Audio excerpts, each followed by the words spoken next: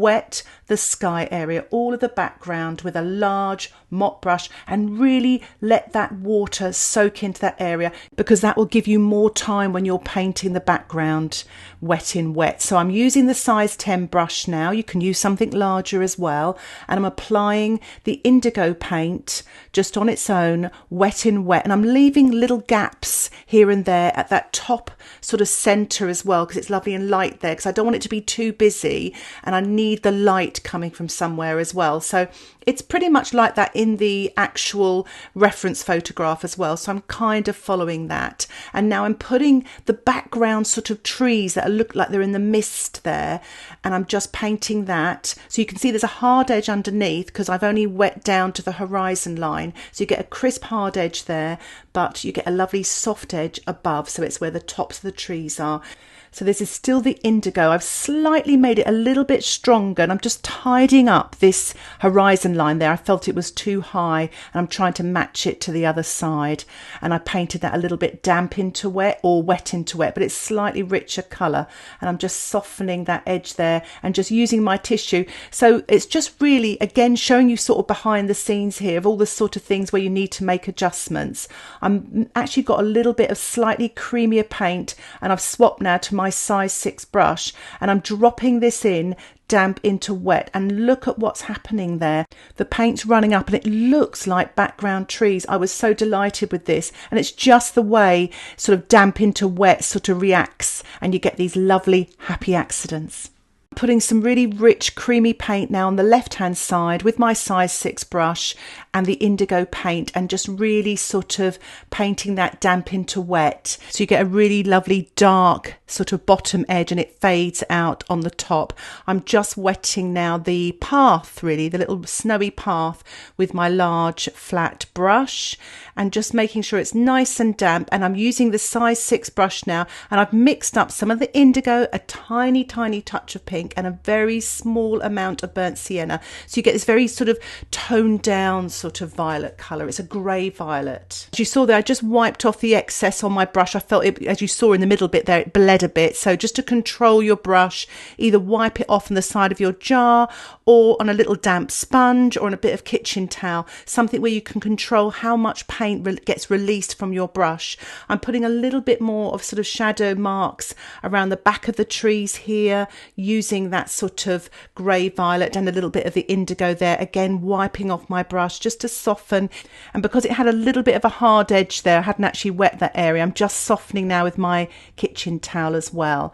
I'm mixing up a little bit of the pink here now with a touch of the indigo and a tiny touch of the burnt sienna, using my size 6 brush. I'm just putting these little marks at the bottom of the left hand tree in the foreground, and I'm going to put the same on the right hand tree. And it's just those little bits of leaves and little bits of debris that are coming through the snow there. I've let my painting dry now, and I'm going to start painting the background trees first. So I'm mixing up some of the burnt sienna, a little bit of the indigo, and you could actually put a tiny touch of pink, but you can just stick to the indigo and the burnt sienna, lots and lots of water.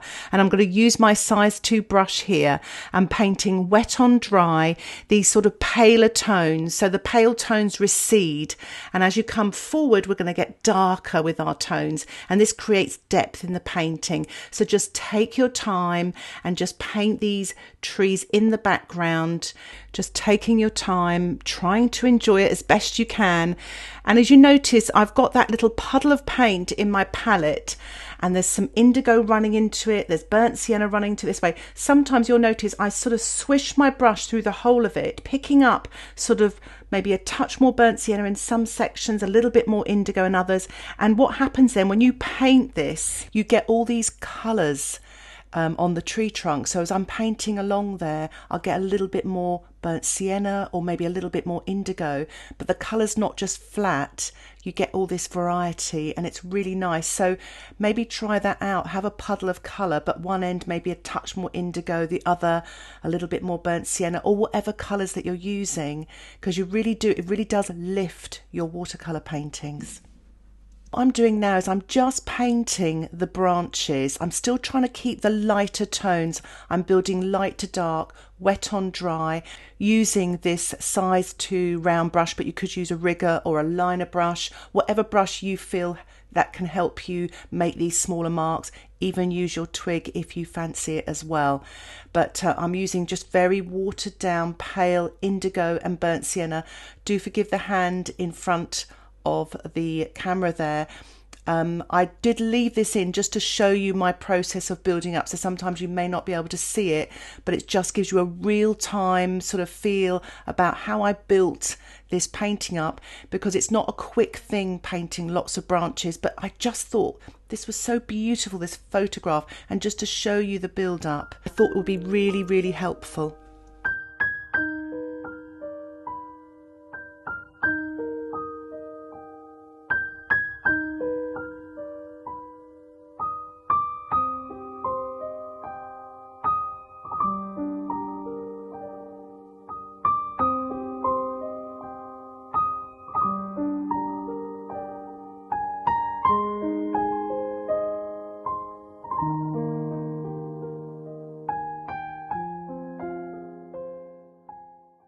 I'm just continuing painting the trees, working back to front there.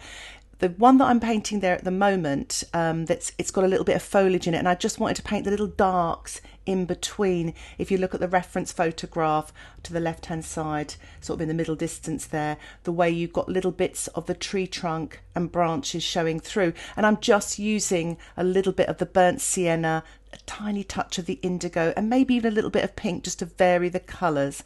And I'm really sort of thinking, you can see I'm pausing a little bit there, just thinking where I'm going to paint next. And just take your time with this and just try to sort of see all this little bit of detail, and don't panic, and just, you know, it's very good for your observation skills as well, painting like this. So I'm continuing on here using the size 6 brush for mainly the tree trunks and larger branches, and then swapping to my size 2 for the thinner branches. The other thing I would say is just to make sure you have fresh water all the time. I don't often show it on camera, but I do change my water quite a lot. I've just wet the bottom of some of the tree trunks there just to soften them so they sort of melt into the snow almost.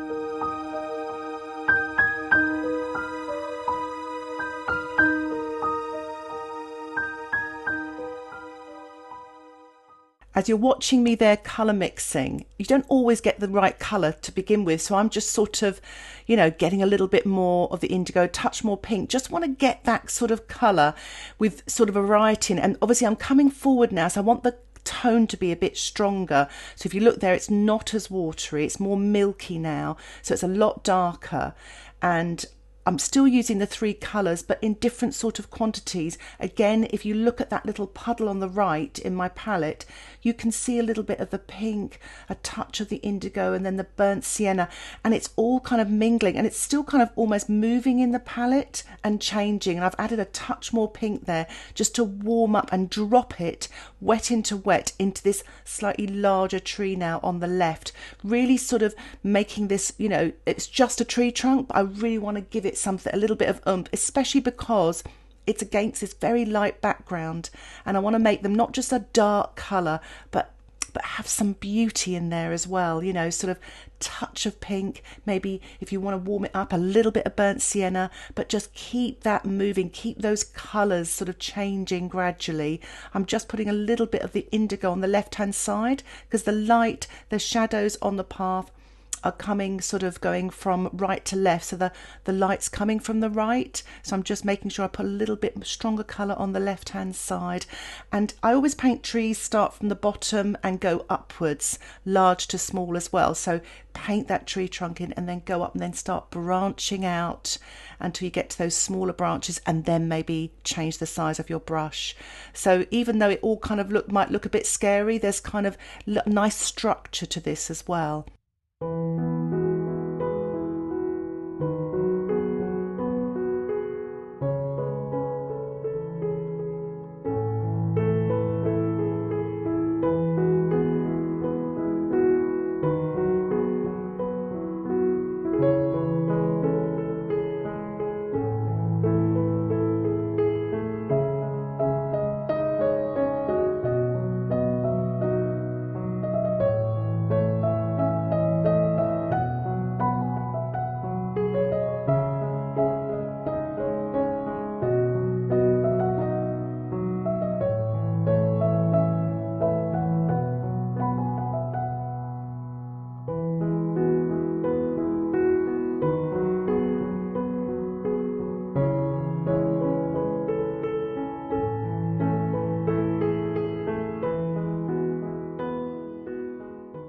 As you can see, I'm spending a little bit more time now painting the bottom of this tree on the right because there is a little bit more detail there, and instead of sort of softening it as I did the ones in the distance, I've actually sort of really painted it, and I quite like the contrast between that dark sort of bottom of the tree and then the snow.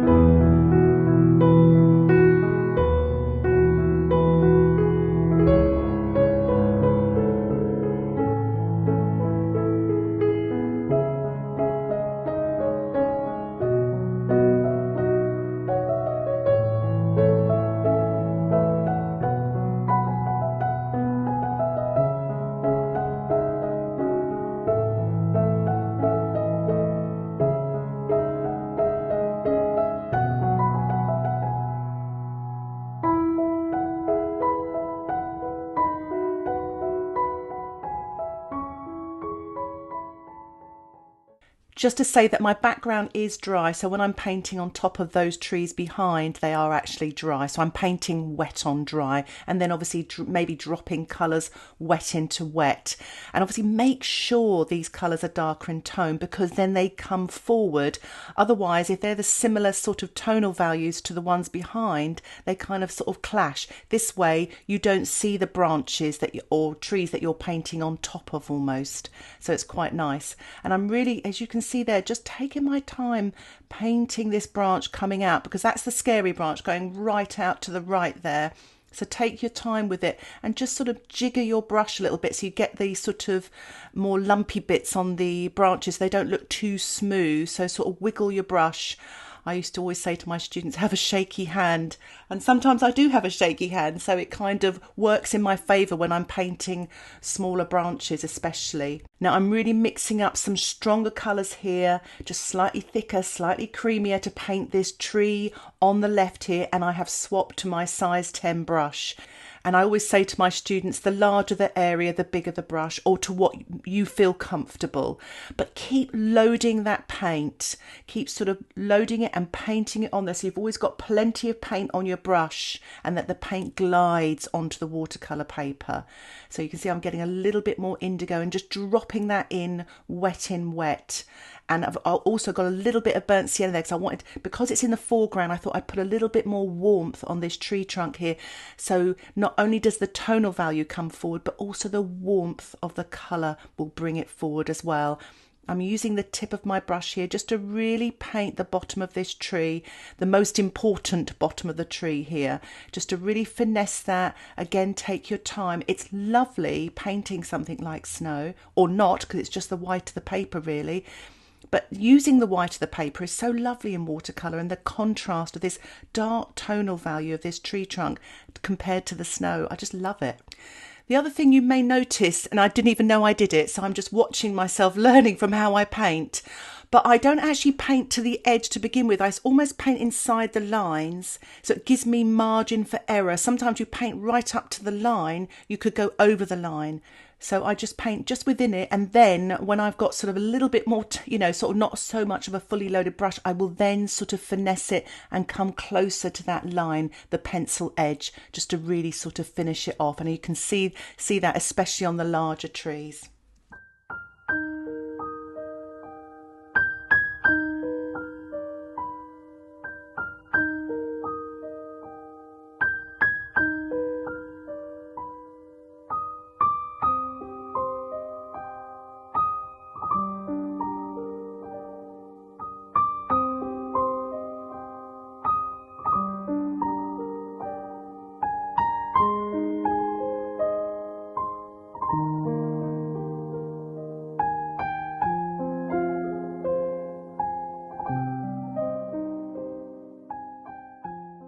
You can use your twig for this. I've stuck to my size 2 brush. I really just love this brush.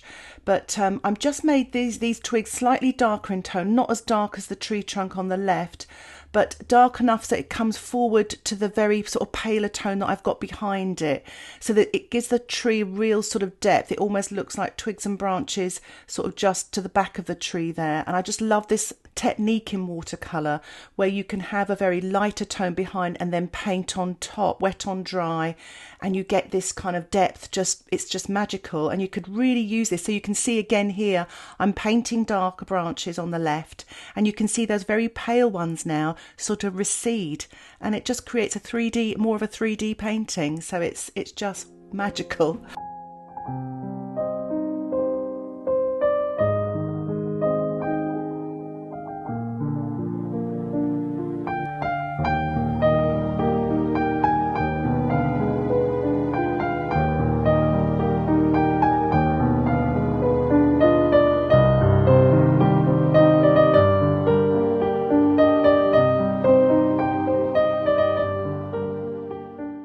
I'm using my size 2 brush, and I'm really concentrating on the branches now where I put the masking fluid. So I'm painting underneath them, or making sure, because obviously the snow will be on top, and I've made quite dark paint there using the indigo, and it's slightly creamier as well. But I'm just making sure that I'm painting underneath the masking fluid, and I'm getting a little bit of dry brush effect as well, and that's fine as well because that gives texture, and you can see it more in the centre there. So you get dry brush obviously because the paper's very textured, but also because when you paint fast and there's not as much paint on your brush, or it's slightly thicker. But what that does is that texture brings those branches forward as well, which can be really effective. I thought I'd share I didn't really like what I did here. So the best thing to do is just wet it first, and then just sort of lift it off with your kitchen towel. And I will paint over that, and I'll be spattering over that, but I just wanted to soften it back. I'm just painting and finessing some of these sort of mid-tree branches as well. I mean, if you look at the photograph, there is so much detail, and it's how much detail you put in. And sometimes if it's too much, especially in the centre here, you'll lose your painting. It'll just be too busy. The magical thing about any sort of painting, whether it be watercolour, oils or acrylics, is it's your interpretation. I'm not trying to copy the photograph, I'm trying to interpret it. It's more of an impression, and I'm trying to use the techniques of watercolour to create that sort of impression of winter trees or a winter landscape, what I'm doing now is I'm using a bit of dry brush. So I'm using my kitchen towel just to help me. So when I load my brush, I take off the excess on the kitchen towel. So the brush is in effect dry, but there's still a little bit of paint on there. And then I'm using the paper sort of just to paint it very quickly so you get that lovely textured effect. And it just looks like the brush, in quotes, on the trees, the texture just on these, mainly the foreground trees here, not so much in the distance. And it just finishes it off nicely with just this little bit of texture. And using this dry brush technique, I've just mixed up a little bit of pink and indigo, quite watered down. I'm just putting a little bit through the centre there, but I don't want to make it too busy. I want to keep my light. I'm putting a little bit now here on the left hand side. Just if you're not comfortable about dry brush technique, give it a little bit of practice first on some rough paper, or you could use a sponge as well to apply it. You don't have to apply it with a brush. It can be just as effective with a sponge. The other thing with dry brush, use the side of the brush because the paint doesn't flow out as well. The tip of the brush, you get more sort of blobby sort of marks. The dry brush, you get the texture using the side, the belly of the brush hairs. But it does take a little bit of practice, and it's fun to have a practice. I'm mixing up some really dark, creamy colour now, and I'm painting the shadows on the left-hand side of the trees. Now, I haven't actually blow dried this painting, but it has dried because obviously I've been painting lots of branches and the time has gone on. So I'm just putting a little bit of wet on dry darks on the left-hand side. Always keep your shadows consistent. So keep them all on the left or all on the right, and make sure your cast shadows are also consistent.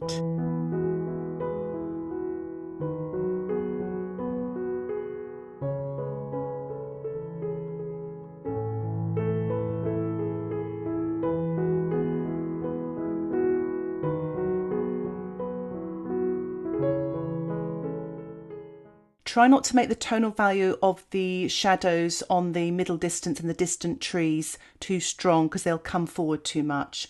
What I'm doing now is I've actually painted the shadow and I'm just softening now with my damp brush. I've rinsed the brush and softening the shadows, especially the ones in the middle distance. I don't want them to come forward, otherwise the painting will start to look flat. So those ones in the distance, I'm just keeping soft.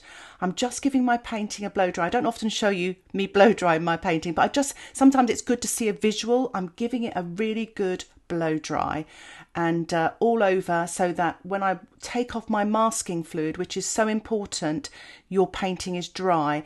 One is you could smear your painting if your paint's wet, or you could actually tear the paper. I'm using framing tape to remove the masking fluid. So I'm using it the sticky side down and using it flat to the paper and pulling off, and it works quite nicely. As you can see, I've removed all of my masking fluid and I've just made a clean patch there and got just a little mixture of the indigo with some pink, and I'm painting some dry brush here using the technique of painting quite quickly, taking most of the liquid off on my little kitchen towel there, just to create a little bit of texture just in the foreground. And you can see I'm using diagonal marks that appear to meet at the top of the path, which is the vanishing points. This is 1 point perspective, and what it does, it gives you the illusion just using lines to create depth on a 2D surface, and it can be so effective in a painting such as this, and really, really simple to do. These simple things,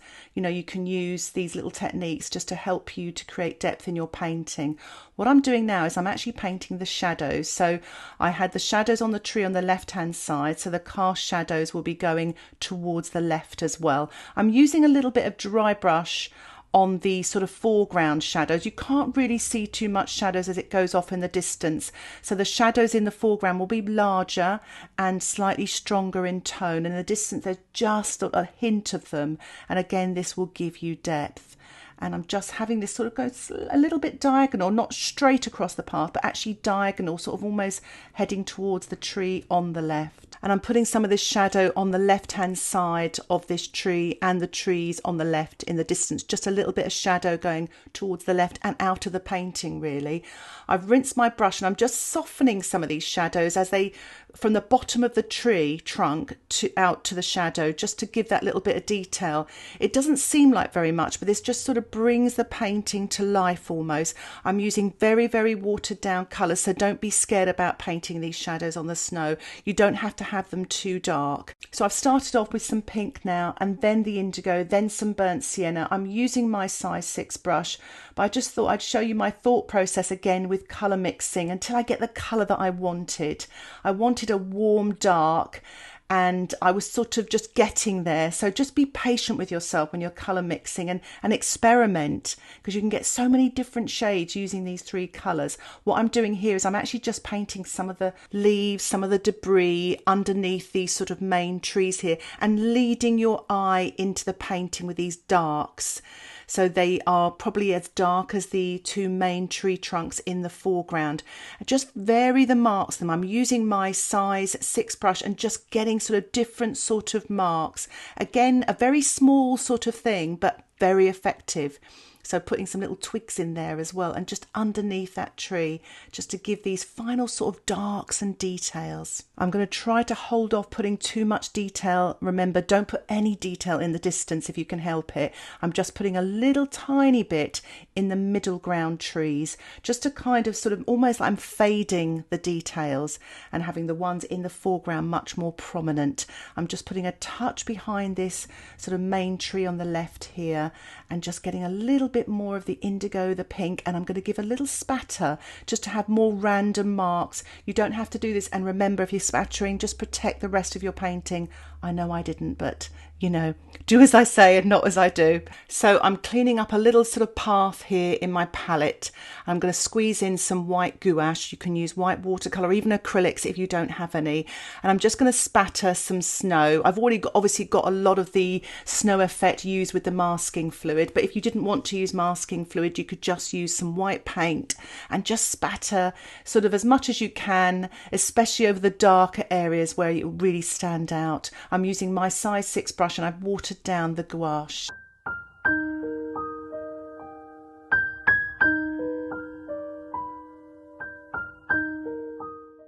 Now you could leave your painting there if you like and say it's finished, but I just thought I'd show you the drawing I did of the couple under the umbrella. But you can put whoever you want in your painting if you want to put some people in. But I'm just drawing the umbrella first, and basically it's kind of a soft triangle, so it's curved at the top and then just sort of a little bit more sort of shaped at the bottom. And I'm just now painting just a little sort of tiny rectangle, and you could almost do sort of just a very sort of long pointed triangle for the legs. So it's just so effective, and try to keep the sort of the rectangle and the triangle about the same size. So don't overthink it at all. It can be so effective and bring a little bit of life to your painting. I'm using my size 2 brush, and I'm mixing up a little bit of, again, all 3 colours, mainly the indigo with a touch of the burnt sienna, a touch of pink, but you can vary this as much as you like. Just have it sort of dark tonally, a little bit like the foreground trees, and I'm painting it wet on dry, the umbrella first, and just work my way down and keep it as simple as possible. Don't give too much details because they are in the distance, but this can be so effective. If you are a little bit anxious about this, do practice it first. I get my students to practice painting little people in quotes all of the time before you actually put them in a painting, because it will actually give you a little bit more courage. I'm painting a sort of a red, pinky red coat here. I'm using the magenta just to kind of give a pop of colour. It's a really sort of useful thing to do and makes the painting look a bit interesting and almost a little bit Christmassy. So you could actually use some red if you wanted to, but I'm sticking to my 3 colours as best I can. I'm just painting teeny tiny little heads. Really make the heads smaller. No matter what you are tempted to do, make them tiny. You can always make them bigger, but if you do a very large football sized head, it's very difficult to make it smaller again. And I put a little bit of cast shadow just underneath, going to the left. So here's my painting. I've removed the framing tape and I'm really pleased with it. If you enjoyed this tutorial and you would like to support the content that I create here on YouTube, why not think about joining my Patreon membership? Details about the membership can be found in the description below. You'll get access to my exclusive tutorial and downloadable outline sketches. Thank you so much for watching. Happy painting. Bye for now.